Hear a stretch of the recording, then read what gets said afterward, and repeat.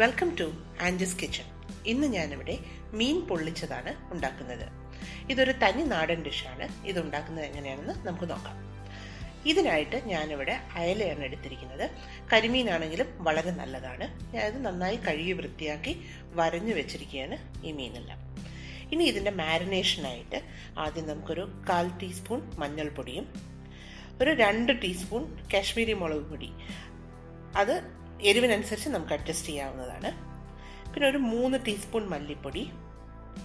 പിന്നെ ഞാൻ ഇതിലേക്ക് കുരുമുളക് പൊടിയാണ് അടുത്ത് ചേർക്കുന്നത്. ഈ കുരുമുളകിൻ്റെ ഫ്ലേവർ പൊള്ളിക്കുന്നതിലോട്ട് ചേർക്കുമ്പോൾ വളരെ നല്ലതാണ്. ഞാനിവിടെ ഒരു 4 ടീസ്പൂൺ ചേർക്കുന്നുണ്ട്. നിങ്ങൾക്ക് എരിവിനനുസരിച്ച് അഡ്ജസ്റ്റ് ചെയ്യാം.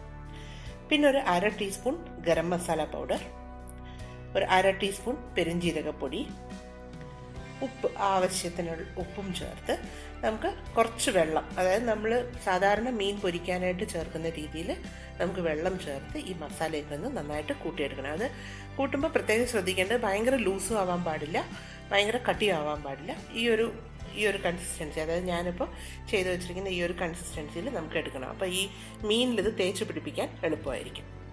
എന്നിട്ട് നമ്മൾ നേരത്തെ വരഞ്ഞു വെച്ചിരിക്കുന്ന ഈ മീനിലോട്ട് നമുക്ക് ഈ മസാല നമുക്ക് എല്ലാ വശത്തും നന്നായിട്ട് തേച്ച് പിടിപ്പിക്കണം. അപ്പോൾ ഈ വരഞ്ഞു വെച്ചിരിക്കുന്നത് കൊണ്ട് തന്നെ ഈ മസാല തേക്കുമ്പോൾ ആ വരകളുടെ എല്ലാ ഇടയിൽ ഈ മസാല നന്നായിട്ട് കയറും. പിന്നെ അതേപോലെ ഈ വയറിൻ്റെ സൈഡിലും തലയുടെ അകത്തും, ഇപ്പം തല എടുക്കുന്നില്ല എങ്കിൽ പ്രശ്നമില്ല, തല എടുക്കുകയാണെങ്കിൽ നമുക്ക് ആ തലയുടെ എല്ലാ അകത്തും ഈ മസാല നന്നായിട്ട് പിടിപ്പിക്കണം. അപ്പോൾ ഇതേപോലെ എല്ലാ സൈഡിലും നന്നായിട്ട് പിടിപ്പിച്ച് എല്ലാ മീനും ഇതേപോലെ നമുക്ക് മസാല തേച്ചെടുക്കണം. അപ്പോൾ ഇങ്ങനെ മസാല തേച്ച് നമ്മൾ ഏകദേശം ഒരു 10 തൊട്ട് 15 മിനിറ്റ് ഇങ്ങനെ വെച്ച് കഴിയുമ്പോൾ ആ മസാലയെല്ലാം മീനിലോട്ട് പിടിക്കും, നന്നായിട്ട് പിടിച്ചിരിക്കും. അപ്പോൾ ഇതിങ്ങനെ എല്ലാം തേച്ച് വെച്ചിട്ട് നമുക്കൊന്ന് മാരിനേഷൻ ഒരു 10 മിനിറ്റ് വെച്ചേക്കാം. ഇനി നമ്മൾ അടുത്തതായിട്ട് ചെയ്യുന്നത് പൊരിക്കാനായിട്ട് പോവുകയാണ്. അപ്പോൾ ഒരു പാൻ എടുത്ത് ചൂടായ ശേഷം അതിലേക്ക് അതായത് പൊരിക്കാൻ ആവശ്യത്തിന് എണ്ണ ഒഴിച്ച് അതിലേക്ക് പിന്നെ നമുക്ക് കുറച്ച് കറിവേപ്പില ഇതേപോലെ ഇങ്ങനെ നിരത്തി വയ്ക്കാം. അപ്പോൾ ഈ കറിവേപ്പിലയുടെ ഫ്ലേവർ എണ്ണയിലോട്ട് ഇറങ്ങുകയും അതേപോലെ മീനിലോട്ടും വരും. മാത്രമല്ല നമുക്ക് ആ മീൻ പാനിൽ നിന്ന് പെട്ടെന്ന് വിട്ട് കിട്ടുകയും ചെയ്യും. അപ്പോൾ അതിനായിട്ടാണ് ഇങ്ങനെ കറിവേപ്പില നമ്മൾ നിരത്തുന്നത്. എന്നിട്ട് ഇതിങ്ങനെ നിരത്തിയ ശേഷം ഇതിലേക്ക് നേരത്തെ അരപ്പെല്ലാം തേച്ച് വെച്ചിരിക്കുന്ന ആ മീൻ നമുക്ക് ഓരോന്നായിട്ട് ഈ പാനിൽ നമുക്ക് ഇതേപോലെ നിരത്താം. അപ്പോൾ ഈ മീൻ പൊരിക്കുമ്പോൾ നമ്മൾ ഒരിക്കലും ഹൈ ഫ്ലെയിമിൽ ഇടാൻ പാടില്ല, ഒരു മീഡിയം ഫ്ലെയിമിലിട്ട് വേണം മീൻ പൊരിച്ചെടുക്കാനായിട്ട്. അപ്പോൾ ഇത് നമ്മൾ ഇപ്പം ശരിക്കും പറഞ്ഞാൽ ഒരു പകുതിയാണ് ഇപ്പോൾ പൊരിക്കുന്നത്. ബാക്കി പകുതി നമ്മൾ പൊള്ളിക്കുമ്പോൾ അത് നന്നായിട്ട് ഫുള്ള് വെന്ത് കിട്ടും. അപ്പോൾ ഇത് ആദ്യം ഒരു പകുതി പൊരിക്കുന്നത് എന്തിനാണെന്ന് വെച്ചാൽ നമ്മൾ അവസാനം പൊള്ളിക്കുമ്പോൾ കൂടുതൽ സമയം നമ്മളിട്ട് വേവിക്കേണ്ട ആവശ്യമില്ല. മാത്രമല്ല ഈ മസാല എല്ലാം തേച്ച് വെച്ചത് നമ്മുടെ ആ മീനിലൊക്കെ നന്നായിട്ട് പിടിക്കുകയും ചെയ്യും. അപ്പോൾ ഇപ്പോൾ ഞാൻ എല്ലാം ഒരു വശം തിരിച്ചിട്ടിരിക്കുകയാണ്. ഇതേ പാകത്തിന്, അതായത് ഫുള്ളങ്ങ് മൊരിഞ്ഞു പോകാത്തൊരു പാകത്തിന് നമുക്കിത് ഇതേപോലെ വേവിച്ചെടുക്കാം. അപ്പോൾ ഇപ്പോൾ ഞാനിത് എല്ലാ മീനും പാകത്തിന് വെന്ത് കഴിഞ്ഞ് ഞാനൊരു പാത്രത്തിലേക്ക് മാറ്റുകയാണ്. നിങ്ങൾക്ക് കാണാം ആ പാനിൽ ഒട്ടും തന്നെ എണ്ണയില്ലാതെയാണ് ഞാനിതെല്ലാം പൊരിച്ചെടുത്തത്. ഇനി നമുക്ക് അടുത്ത സ്റ്റെപ്പിലോട്ട് മാറ്റാം, അതായത് മസാല ഉണ്ടാക്കണം ഇതിലേക്ക്. അപ്പോൾ ഇതിനായിട്ട് ഞാനൊരു മൺചട്ടി എടുത്തിട്ട് അത് നന്നായിട്ട് ചൂടായ ശേഷം അതിലേക്കൊരു 3 തൊട്ട് 4 ടേബിൾ സ്പൂൺ വരേക്കും എണ്ണ ചേർത്തിട്ടുണ്ട്. എണ്ണ നന്നായി ചൂടായതിനു ശേഷം അതിലേക്കൊരു 2 ഇഞ്ച് നീളത്തിനുള്ള ഇഞ്ചിയും ഒരു 10 അല്ലി വെളുത്തുള്ളിയും ചെറുതായി അരിഞ്ഞതാണ് ഇപ്പോൾ ചേർത്തത്. ഇതിനെ നമുക്ക് നന്നായിട്ടൊന്ന് ഇളക്കി കൊടുക്കാം. ഒപ്പം തന്നെ ഞാനൊരു 1 ടേബിൾ സ്പൂൺ കറിവേപ്പില ഇതിലോട്ടിപ്പോൾ ചേർത്ത് കൊടുക്കാം. അപ്പോൾ ഈ കറിവേപ്പില നമ്മൾ ശരിക്കും പറഞ്ഞാൽ ഈ പൊള്ളിക്കുന്ന, അതായത് നാടൻ ഡിഷസിലെല്ലാം കറിവേപ്പിലയുടെ ഒരു എമൗണ്ട് കുറച്ച് കൂടുതലായിരിക്കും നമ്മൾ ചേർക്കുന്നത്. അപ്പോൾ ഇതിലിപ്പോൾ ഞാൻ ഇവിടെ ഒരു 1 ടേബിൾ സ്പൂൺ ഇവിടെ ചേർത്തു. എന്നിട്ട് ഇതിനെ നന്നായിട്ട് പച്ചപ്പ് പോകും വരെയും നമുക്കൊന്ന് നന്നായിട്ട് ചൂടാക്കി എടുക്കാം. ഇനി അടുത്തതായിട്ട് ഞാൻ ചേർക്കുന്നത് ചെറിയുള്ളിയാണ്. ഇത് ഏകദേശം ഒരു 25 എണ്ണം ഞാൻ ചേർക്കുന്നുണ്ട് ഇവിടെ, ചെറുതായി അരിഞ്ഞ് ചേർക്കുകയാണ്. ഇത് ചെറിയുള്ളി ഇല്ല സവാളയാണ് ഉള്ളതെങ്കിൽ സവാളയും ഇതേപോലെ ചെറുതായിട്ട് അരിഞ്ഞ് ചേർക്കാം. പക്ഷേ ചെറിയുള്ളി ആണെങ്കിലാണ് നല്ലൊരു ഫ്ലേവർ കിട്ടുക. അതായത് നമ്മുടെ നാടൻ ഡിഷസിനെല്ലാം ചെറിയുള്ളിയാണ് ഏറ്റവും നല്ലത്. എന്നിട്ട് ഇതിലേക്ക് ആവശ്യത്തിന് ഉപ്പും നമുക്ക് കുറച്ച് ചേർത്ത് ഇതിനെ നന്നായിട്ട് വേവിച്ചെടുക്കണം. അതായത് നല്ലൊരു ഗ്ലാസി കളറായി ഇത് പകുതിയാകും, ഈ ഉള്ളിയുടെ കണ്ടന്റ് ഏകദേശം പകുതിയാകും. അതുവരെ നമുക്കൊന്ന് വേവിക്കാം. അടുത്തതായിട്ട് ഞാൻ 2 പച്ചമുളക് ചെറിയ കഷ്ണങ്ങളായി വട്ടത്തിന് അരിഞ്ഞത് ചേർത്ത് ഇതിനെ നന്നായി ഒന്ന് കൂട്ടി യോജിപ്പിച്ചു കൊടുക്കാം. ഇനി ഞാൻ ചേർക്കാൻ പോകുന്നത് തക്കാളിയാണ്. ഏകദേശം 1 തക്കാളി വളരെ ചെറുതാക്കി അരിഞ്ഞതാണ് ഇതിലോട്ട് ചേർത്തത്. ഇത് ഒന്ന് നന്നായി യോജിപ്പിച്ച ശേഷം നമുക്കിതിനൊന്ന് അടച്ചു വെച്ച് ഒരു 2 മിനിറ്റ് ഒന്ന് മീഡിയം തീയിലിട്ട് വേവിക്കാം.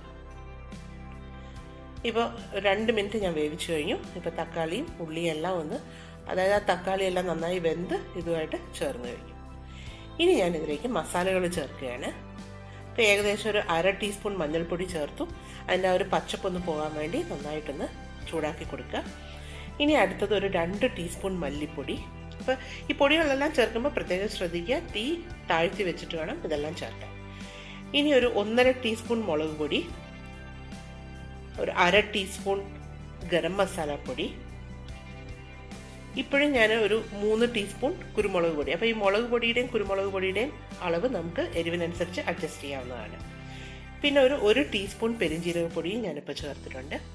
ആവശ്യത്തിന് ഉപ്പും ചേർത്ത് നമുക്ക് നന്നായി ഒന്ന് ഇതിനെ കൂട്ടി യോജിപ്പിക്കാം. ഇനി ഇതിലേക്ക് ഞാനൊരു 1.5 ടേബിൾ സ്പൂൺ കറിവേപ്പിലയും ഞാൻ ചേർത്ത് കൊടുക്കുകയാണ്. ഇനി ഇതിലേക്ക് ഇത് തേങ്ങാപ്പാലാണ് ഞാൻ ചേർക്കുന്നത്. ഇത് ഓപ്ഷണലാണ്. ഞാനിവിടെ ഏകദേശം 1 തേങ്ങയുടെ പാലാണ് ഇപ്പോൾ ഇതിലോട്ട് ചേർത്ത് കൊടുത്തത്. ഇത് ചേർക്കണ്ട എങ്കിൽ നേരത്തെ വെച്ചിരുന്നത്, അതായത് ഈ തേങ്ങാപ്പാൽ ചേർക്കും മുമ്പുള്ള മസാലയാണ് കറക്റ്റ് പാകം. അത് തന്നെ നമുക്കിതിലേക്ക് പൊള്ളിക്കാനായിട്ട് യൂസ് ചെയ്യാം. ഇപ്പോൾ മസാല ഇവിടെ തയ്യാറായി കഴിഞ്ഞു. ഈ തേങ്ങാപ്പാൽ ചേർത്ത് മസാല തയ്യാറായി. ഇനി അടുത്തതായിട്ട് ഞാൻ വാഴയില ഒന്ന് വാട്ടിയെടുക്കുകയാണ്. അതായത് വാഴയിലയിലാണ് നമ്മളിത് പൊതിഞ്ഞ് പൊള്ളിച്ചെടുക്കാൻ പോകുന്നത്. അപ്പോൾ അത് നമ്മൾ പൊതിയുമ്പോൾ ഒന്നും കീറാതിരിക്കാനും അതിനൊരു പ്രത്യേക ഫ്ലേവറുമാണ് ഈ വാട്ടിയെടുത്ത് കഴിയുമ്പോൾ. അപ്പോൾ ഇതേപോലെ ഗ്യാസിൽ നമുക്ക് ഇങ്ങനെ ഇലയുടെ എല്ലാ വശവും ആയിട്ട് കാണിച്ച് അതിനെ ഒന്ന് വാട്ടിയെടുക്കണം.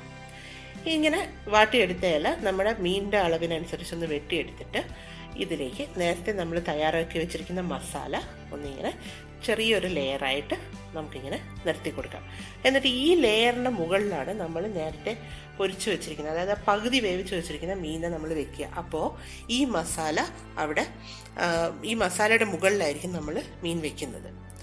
എന്നിട്ട് ഈ മസാല ഇപ്പോൾ അടിയിൽ നമ്മൾ ഈ ഇലയിൽ വെച്ചത് കാണും, മുകളിലായിട്ട് നമ്മൾ എക്സ്ട്രാ മസാല നമ്മൾ കുറച്ചുകൂടി വെച്ച് ഈ സൈഡിൽ നമ്മൾ വെച്ചത് നേരത്തെ ആ ഇലയിൽ തേച്ചതിൽ എന്തെങ്കിലും എക്സ്ട്രാസ് ഉണ്ടെങ്കിൽ ഇതിനെ ഈ മീനിൽ നമുക്ക് ചുറ്റിയെടുക്കാം. കാരണം മീനിൻ്റെ ഷേപ്പ് പോകാതിരിക്കാൻ വേണ്ടിയിട്ടാണ് ഈ ബാക്കിയുള്ള ആ അടിയിൽ തേച്ച മസാല തന്നെ നമ്മൾ ഇതിലോട്ട് തേച്ച് എല്ലാ വശത്തും ഈ മസാല പിടിപ്പിക്കുന്നത്. അപ്പോൾ ഇങ്ങനെ എല്ലാ വശത്തും എന്തിനാണെന്ന് വെച്ച് കഴിഞ്ഞാൽ ഈ മസാലയിലുള്ള തേങ്ങാപ്പാലിൻ്റെയും ഉള്ളിയുടെയും എല്ലാം ഒരു സത്ത് ആ മീനിലേക്കും മീനിൻ്റെ നെയ്യ് ഈ മസാലയിലും വന്ന് നമ്മൾ പൊള്ളിച്ചെടുത്ത് കഴിയുമ്പോൾ ഒരു പ്രത്യേക ഫ്ലേവർ കിട്ടും. മാത്രമല്ല വാഴ ഇലയിലായതുകൊണ്ട് അതിൻ്റെ ഒരു ഫ്ലേവറും കൂടി ഇതിലോട്ട് വരും.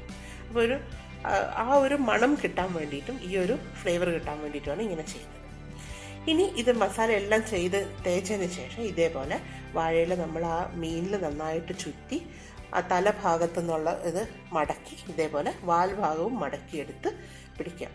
എന്നിട്ട് ഈ വാഴയുടെ തന്നെ നമുക്ക് നാര് കിട്ടും, നമുക്ക് ഈ വാഴ ഇലയുടെ ബാക്കിൽ നിന്ന് കിട്ടും. അത് ആ നാര് വെച്ച് നമുക്കിതേപോലെ ഈ നമ്മളുണ്ടാക്കിയ ഈ പൊതിയെ ഒന്ന് കെട്ടിയെടുക്കാം. അപ്പോൾ ഇത് ആദ്യം ആ മുകൾ ഭാഗത്ത് നമ്മൾ ആ മടക്കി വെച്ച ഭാഗവും ഒന്ന് കെട്ടി അതിനെ ചുറ്റിച്ച് ബാക്ക് സൈഡിൽ വെച്ചിട്ട് നന്നായിട്ടൊന്ന് ഇറുക്കി, ഭയങ്കര ടൈറ്റ് ആക്കണ്ട, എന്നാലും ഒന്ന് നന്നായിട്ടൊന്ന് ഇറുക്കി ഇതേപോലെ കെട്ടിയെടുക്കാം. അപ്പോൾ ഇതിപ്പോൾ ഒരു പൊതി റെഡി ആയിട്ടുണ്ട്. വേണമെങ്കിൽ നമുക്ക് 2 സൈഡും ഇതിൽ ചെയ്ത പോലെ 2 സൈഡ് വീണ്ടും ഞാൻ ഇതേപോലെ കെട്ടി. അപ്പോൾ ഇതേപോലെ 5 മീനും ഞാൻ ഇതേപോലെ ഓരോ പൊതിയാക്കി വെച്ചു. ഇനി നമുക്ക് പൊള്ളിക്കാനായിട്ടുള്ള സ്റ്റെപ്പിലോട്ട് വരാം. അപ്പോൾ പാൻ ചൂടായ ശേഷം അതിലോട്ട് എണ്ണയൊന്നും ഒഴിക്കേണ്ട ആവശ്യമില്ല. ഇതേപോലെ നമ്മൾ ഉണ്ടാക്കിയ ആ പൊതികൾ ഓരോന്നായിട്ട് നമുക്ക് ഈ പാനിലോട്ട് ഇങ്ങനെ വെക്കാം. എന്നിട്ട് അതിനെ നന്നായിട്ട് പ്രസ് ചെയ്ത് കൊടുക്കുക. അപ്പോൾ ഏതെങ്കിലും വശം പാനിൽ തട്ടാതിരിക്കുന്നുണ്ടെങ്കിൽ അതും കൂടി നമ്മൾ ഒന്ന് പ്രസ് ചെയ്ത് കൊടുക്കുമ്പോൾ അത് തട്ടി തുടങ്ങും. ഇങ്ങനെ ഒരു മീഡിയം ഫ്ലെയിമിലിട്ടിട്ട് നമുക്കൊരു 5 മിനിറ്റ് ഇങ്ങനെ നന്നായിട്ട് വേവിക്കുക. മീഡിയം ടു ഹൈ ഫ്ലെയിമിലിട്ടിട്ടാണ് വേവിക്കുന്നത്. അപ്പോൾ ഇതേപോലെ നമുക്ക് കാണാം ഇലയുടെ ഒരു വശം ഇതേപോലെ ഒരു ലൈറ്റ് ബ്രൗൺ കളറായി വന്നത് കാണാം. ഇതേപോലെ മറുവശവും നമ്മളൊരു 5 മിനിറ്റ്സ് ഈ മീഡിയം ടു ഹൈ ഫ്ലെയിമിലിട്ട് വേവിക്കുക. എന്നിട്ട് പിന്നെ നമുക്ക് ഹൈ ഫ്ലെയിമിലാക്കി കൊടുക്കാം. ഈ 5 മിനിറ്റ് കഴിഞ്ഞതിന് ശേഷം ഹൈ ഫ്ലെയിമിലാക്കിയിട്ട് ഒരു 3 to 4 മിനിറ്റ്സ് വെക്കുക. അതും ഓരോ വശവും നമുക്ക് ചെയ്ത് കൊടുക്കണം. അപ്പോൾ ഇപ്പോൾ ഇതിൽ നിന്ന്, അതായത് മീനിൽ നിന്നുള്ള എണ്ണ വെളിയിൽ വരും. തേങ്ങാപ്പാലൊക്കെ ചേർത്തത് കൊണ്ട് തന്നെ ആ പാലിൽ നിന്നുള്ള എണ്ണയും എല്ലാം തെളിഞ്ഞു വരും. ഇങ്ങനെ ഒരു ഹൈ ഫ്ലെയിമിൽ 2 വശവും ഒരു 3 to 4 മിനിറ്റ് വരെ വേവിച്ച് കഴിയുമ്പോൾ നമ്മുടെ മീൻ പൊള്ളിച്ചത് തയ്യാറായി കഴിയും. ഇനി നമുക്ക് ഈ മീൻ പൊള്ളിച്ചതിന് നമുക്ക് തുറന്ന് നോക്കാം. അപ്പോൾ ഈ ഓരോ കെട്ടും നമുക്ക് നന്നായിട്ട് മുരിഞ്ഞ് നിൽക്കുന്നതുകൊണ്ട് എളുപ്പം അതിങ്ങനെ വിട്ടു വരും. എന്നിട്ട് ഇപ്പോൾ കാണാം ഇതിൽ നിറയെ എണ്ണ നിൽക്കുന്നത്. ഇത് നമ്മൾ ചേർത്ത എണ്ണയും പിന്നെ തേങ്ങാപ്പാലിൽ നിന്നുള്ള എണ്ണയും മീനിൽ നിന്നുള്ള നെയ്യും എല്ലാം കൂടെ ചേർന്നൊരു നല്ലൊരു ഫ്ലേവറാണ് വരുന്നത്. ഇപ്പം നമ്മുടെ മീൻ പൊള്ളിച്ചത് തയ്യാറായിട്ടുണ്ട്. ഈ വാഴയിലയിൽ ഇരുന്ന് ആണ് ഈ ഒരു മുരിഞ്ഞ ഒരു ഭാഗം നമുക്ക് കാണാൻ കിട്ടുന്നത്. ഇത് വളരെ നല്ല ടേസ്റ്റി ആയ ഒരു ഡിഷാണ്. കരിമീനാണെങ്കിലും വളരെ നല്ലതായിരിക്കും. ഇത് അയലയാണ് ചെയ്തിരിക്കുന്നത്. എന്തായാലും ട്രൈ ചെയ്ത് നോക്കണം. Thank you for watching my video. Please subscribe and share it.